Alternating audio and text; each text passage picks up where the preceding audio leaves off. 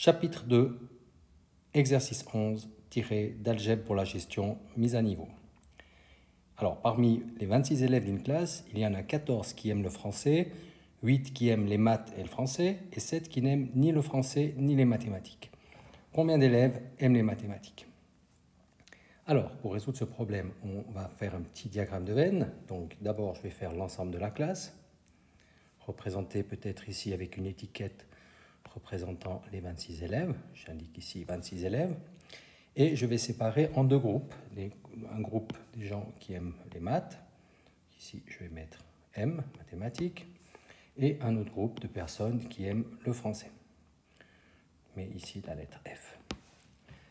Alors, lorsqu'on a un diagramme de Venn, on commence toujours, autrement ça va être très compliqué, on commence toujours par le centre, c'est-à-dire par l'intersection entre les différents ensembles. Donc ici, l'intersection, c'est ici. Donc, en fait, cette intersection, ça va représenter les gens qui aiment à la fois les maths et le français. Alors, les maths et le français, dans cette consigne ici, c'est dit qu'il y en a 8 qui aiment à la fois. Donc, je vais mettre ici la valeur 8. L'étape suivante, ça consiste, ce qu'on appelle à faire de la complétion. La complétion, ça veut dire on va compléter simplement ce qui manque pour arriver au total. Donc, on a une information intéressante ici, c'est qu'il y a 14 qui aiment le français. 14 qui aiment le français. Donc, le groupe qui est ici, cet ensemble, ça représente 14 personnes. Or, on a déjà une valeur 8 dans cet ensemble. Si on regarde l'ensemble qui est ici, il y a déjà une valeur 8. Donc, je dois compléter pour arriver à 14. Donc, ici, je vais mettre la valeur 6. Donc, j'ai bien maintenant les gens qui aiment le français, un total de 14. 8 plus 6, ça fait 14. Très bien. Maintenant, on dit qu'il y a 7 personnes, on dit 7 personnes n'aiment ni le français ni les mathématiques. Donc en fait, ces 7 personnes, elles sont en dehors du système. Elles sont là, elles font partie de la classe, mais on va les mettre ici, les 7 personnes. Donc si on regarde bien, maintenant, on n'a plus qu'une valeur à entrer qui se trouve ici.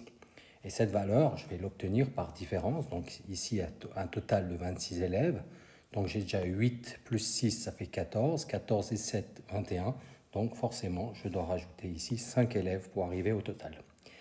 Voilà, là j'ai simplement fait mon diagramme de Venn qui est complet. Et puis maintenant, ce que je vais faire, c'est de répondre à la question ici, combien d'élèves aiment les mathématiques? En fait, ce qui m'intéresse, c'est l'ensemble total des mathématiques ici.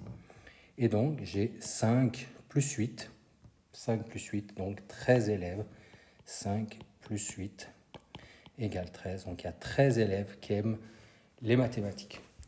Voilà, dans ce genre de problème, toujours bien penser qu'il faut commencer par le centre, par l'intersection. On pourrait avoir par exemple un diagramme de Venn très rapidement ici avec 3 ensembles.